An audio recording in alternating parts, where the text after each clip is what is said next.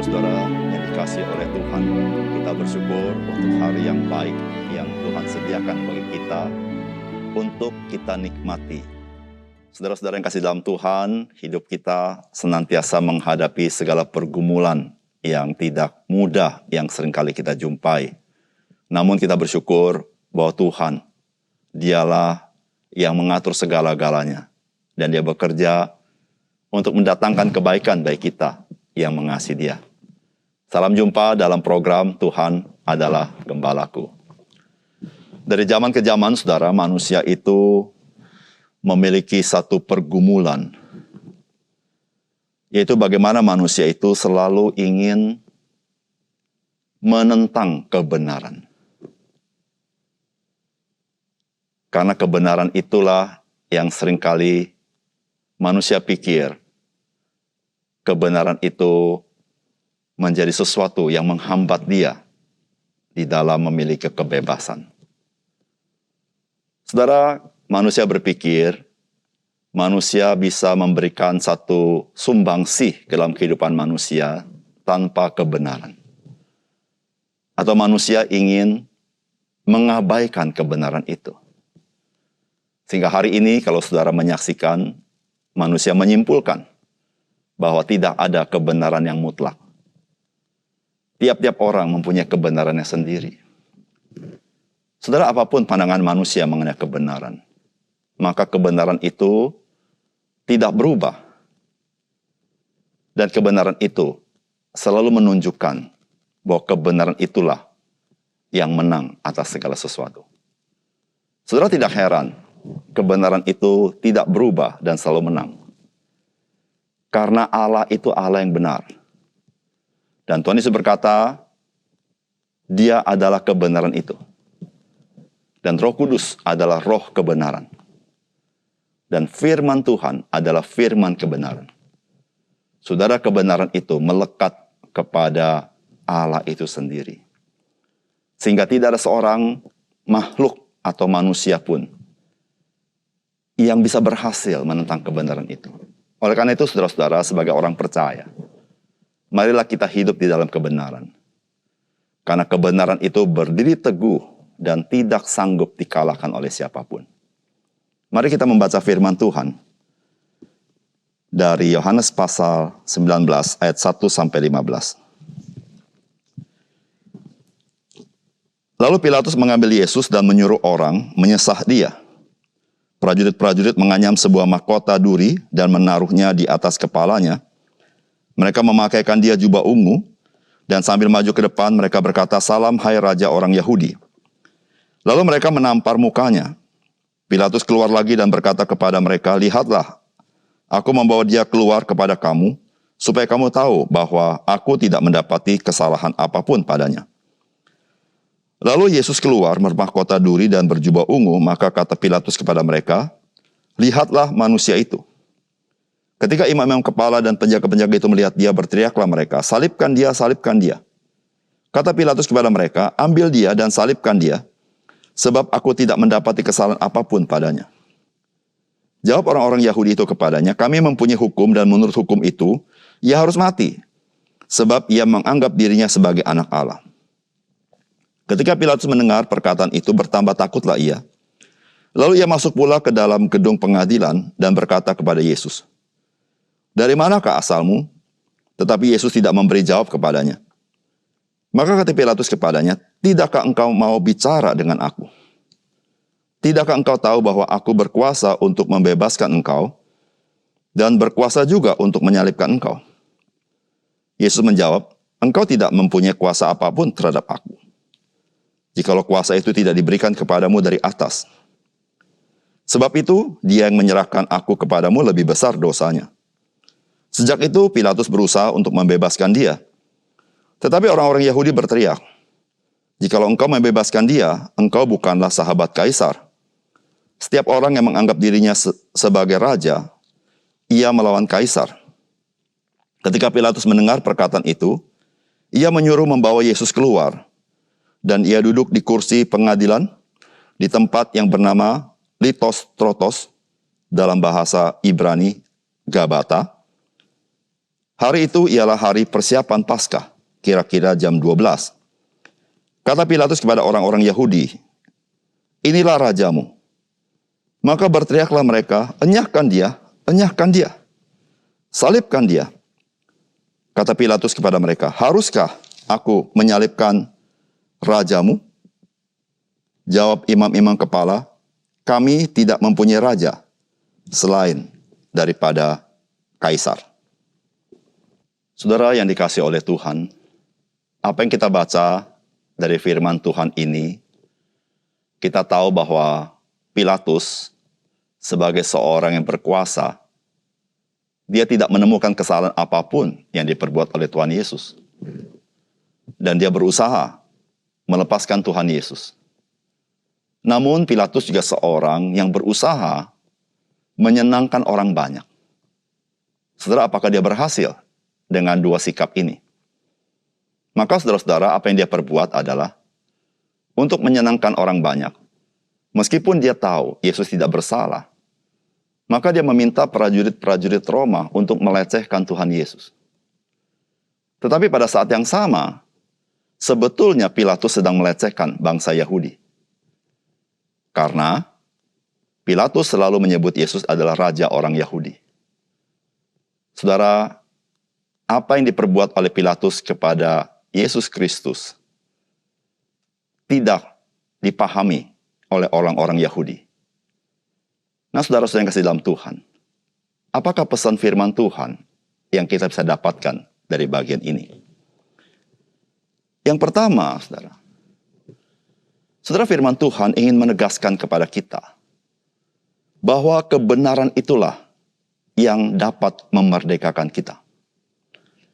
Setelah firman Tuhan berkata, Pilatus keluar lagi dan berkata kepada mereka, "Lihatlah, aku membawa dia keluar kepadamu supaya kamu tahu bahwa aku tidak mendapati kesalahan apapun padanya." Lalu Yesus keluar bermahkota duri dan berjubah ungu. Maka kata Pilatus kepada mereka, "Lihatlah manusia itu." Ketika imam-imam kepala dan penjaga-penjaga itu melihat dia, berteriaklah mereka, "Salibkan dia, salibkan dia." Kata Pilatus kepada mereka, "Ambil dia dan salibkan dia, sebab aku tidak mendapati kesalahan apapun padanya." Ayat 12. Sejak itu Pilatus berusaha untuk membebaskan dia. Tetapi orang-orang Yahudi berteriak, "Jikalau engkau membebaskan dia, engkau bukanlah sahabat Kaisar." Setiap orang yang menganggap dirinya sebagai sahabat raja, sebagai raja, ia melawan Kaisar. Ketika Pilatus mendengar perkataan itu, ia menyuruh membawa Yesus keluar dan ia duduk di kursi pengadilan di tempat yang bernama Litostrotos, dalam bahasa Ibrani Gabata. Hari itu ialah hari persiapan Paskah, kira-kira jam 12. Kata Pilatus kepada orang-orang Yahudi itu, "Inilah rajamu." Saudara yang dikasihi oleh Tuhan, Pilatus memiliki kekuasaan yang penuh untuk mengambil sebuah keputusan. Namun Pilatus juga di dalam peristiwa ini memperlihatkan diri sebagai orang yang tidak memiliki kuasa. Mengapa? Karena Pilatus tahu sebuah kebenaran. Tetapi Pilatus juga memikirkan tentang kepentingan dirinya sendiri. Pilatus tahu kebenaran, tetapi dia ingin menyenangkan orang banyak. Pilatus tahu kebenaran, tetapi dia ingin menyelamatkan dirinya sendiri. Karena dia berpikir, jikalau dia berpegang kepada kebenaran itu, maka masyarakat banyak tidak senang kepadanya. Dan dia berpikir bahwa kekuasaannya terancam. Saudara yang kasih dalam Tuhan, Pilatus beberapa kali mengatakan, "Aku tidak menemukan kesalahan apapun di dalam diri Yesus Kristus." Dan memang, Yesus Kristus tidak bersalah. Karena Yesus memang adalah anak Allah itu. Nah, saudara yang kasih dalam Tuhan, ketika Pilatus tidak lagi berpegang kepada kebenaran, maka Pilatus tidak lagi memiliki kekuasaan secara independen mengambil sebuah keputusan. Saudara yang kasih dalam Tuhan, seringkali orang berpikir bahwa dialah yang menentukan segala-galanya. Sehingga seringkali orang berpikir, dia di atas kebenaran. Sehingga seorang berpikir, dia memiliki pilihan, mau ikut kebenaran, atau dia berjalan sesuai dengan kemauannya sendiri. Dan seringkali orang berpikir, ketika dia bisa berjalan sesuai dengan keinginan sendiri, dia menjadi orang yang merdeka. Tetapi kenyataannya, sebagaimana Pilatus, ketika Pilatus tidak berdiri di atas kebenaran, maka dia tidak menjadi orang yang merdeka. Dia justru menjadi orang yang terbelenggu. Dia tidak bisa bebas mengambil keputusan, karena dia tidak berpaut kepada kebenaran. Saudara yang kasih dalam Tuhan, Tuhan Yesus berkata, kebenaran itulah yang memerdekakan kamu. Saudara yang kasih dalam Tuhan, ketika kita hidup tidak di dalam kebenaran, saudara, kemerdekaanmu sedang dirampas. Dan engkau telah menjadi budak. Budak keinginan masyarakat pada umumnya, budak hawa nafsu kita, atau budak yang lain. Tetapi waktu kita hidup dalam kebenaran, maka kita menjadi orang merdeka. Saudara yang kasih dalam Tuhan, Allah itulah kebenaran. Yesus Kristus adalah kebenaran. Roh Kudus adalah kebenaran. Dan firman Allah adalah kebenaran. Dan saudara, ketika engkau percaya kepada kebenaran, engkau dimerdekakan. Oleh karena itu, saudara, mari kita hidup di dalam kebenaran. Sebagai orang percaya, mungkin ada harga yang harus dibayar ketika kita dalam kebenaran. Namun satu hal, kita memiliki kemerdekaan di dalam Tuhan. Yang kedua, saudara, firman Tuhan hari ini mengingatkan kita bahwa kita harus waspada atas hawa nafsu atau keinginan kita yang dapat menghalalkan segala cara untuk mencapai keinginan kita itu. Firman Tuhan berkata begini, sejak itu Pilatus berusaha untuk membebaskan dia, tetapi orang-orang Yahudi berteriak, jikalau engkau membebaskan dia, engkau bukanlah sahabat Kaisar.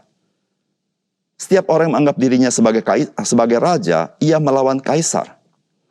Ketika Pilatus mendengar perkataan itu, ia menyuruh membawa Yesus keluar, dan ia duduk di kursi pengadilan, di tempat yang bernama Litostrotos. Dalam bahasa Ibraninya, Gabata. Hari itu ialah hari persiapan Paskah, kira-kira jam 12. Kata Pilatus kepada orang-orang Yahudi itu, inilah rajamu. Maka berteriaklah mereka, enyahkan dia, salibkan dia. Kata Pilatus kepada mereka, haruskah aku menyalibkan rajamu? Jawab imam-imam kepala, kami tidak mempunyai raja selain daripada Kaisar. Saudara-saudara yang kasih dalam Tuhan, dari peristiwa ini, maka kita bisa melihat bagaimana hawa nafsu, keinginan seorang manusia itu, yang begitu besar, bisa mengalahkan keyakinannya sendiri.